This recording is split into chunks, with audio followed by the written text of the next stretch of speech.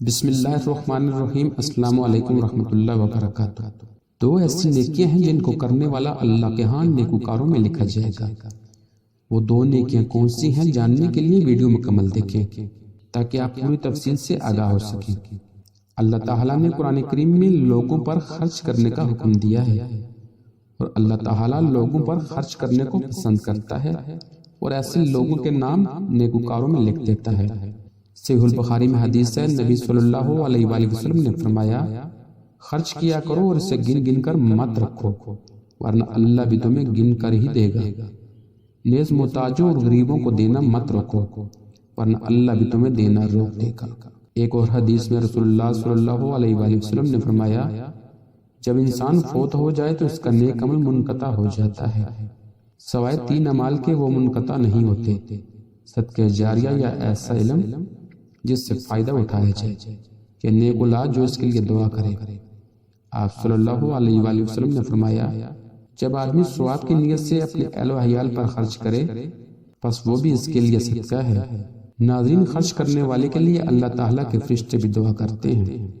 ابو ہریرہ رضی اللہ تعالیٰ عنہ روایت کرتے ہیں، نبی کریم صلی اللہ علیہ وآلہ وسلم نے فرمایا، کوئی دن ایسا نہیں جاتا کہ جب بندے صبح کو اٹھتے ہیں تو 2 فرشتے آسمان سے نہ اترتے ہوں۔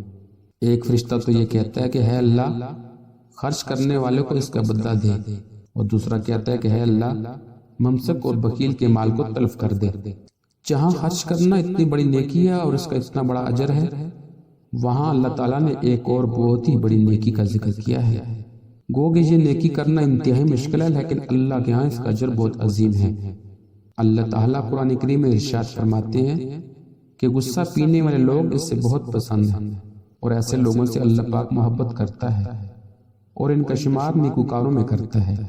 حضرت ابو ہریرہ رضی اللہ تعالیٰ بیان کرتے ہیں کہ رسول اللہ صلی اللہ علیہ وآلہ وسلم نے فرمایا، جس شخص نے غصہ ضبط کر لیا حالانکہ وہ اس کے اظہار پر قادر تھا، اللہ تعالیٰ اس کو امن اور ایمان سے بھر دے گا۔ نبی کریم صلی اللہ علیہ وآلہ وسلم نے غصہ ضبط کرنے اور جوش غضب ٹھنڈا کرنے کے طریقوں کی ہدایت دی ہے۔ حدیث میں ہے، حضرت معاذ بن جبل بیان کرتے ہیں، 2 آدمی نبی کریم صلی اللہ علیہ وآلہ وسلم کے سامنے لڑ رہے تھے۔ ان میں سے ایک شخص بہت شدید غصے میں تھا اور جون لگتا تھا کہ غضب سے اس کی ناک پھٹ جائے گی۔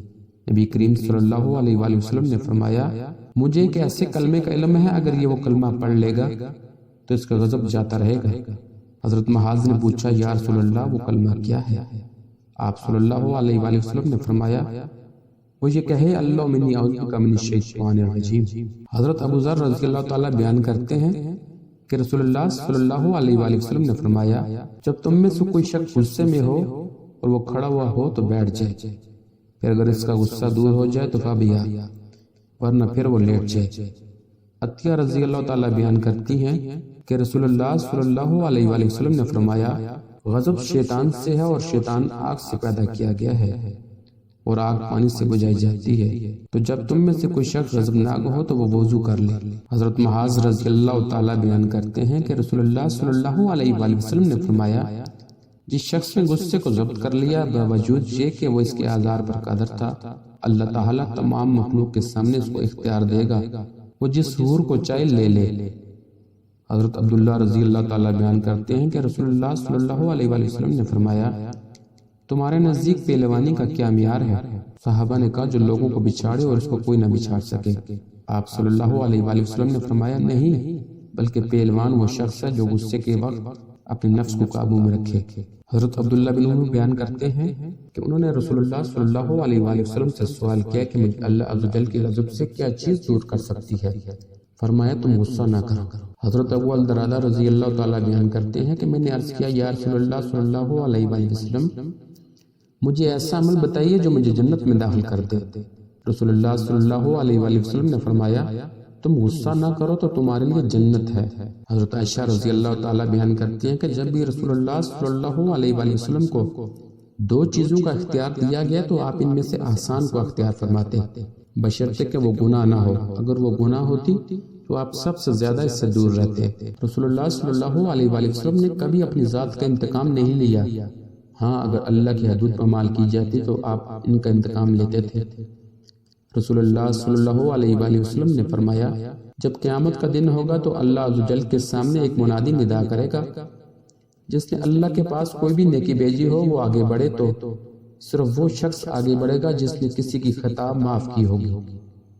دعا ہے اللہ تعالی ہمیں اپنی راہ میں زیادہ سے زیادہ خرچ کرنے اور غصے کو پی جانے پر اجر عظیم سے نوازے، آمین۔ حوالہ ساتھ میں دیا گیا ہے، ویڈیو اچھی لگے تو لائک کر دیں، چینل کو سبسکرائب کر دیں اور ساتھ میں لگا بیل آئیکن کا بٹن دبا دیں۔ جزاک اللہ۔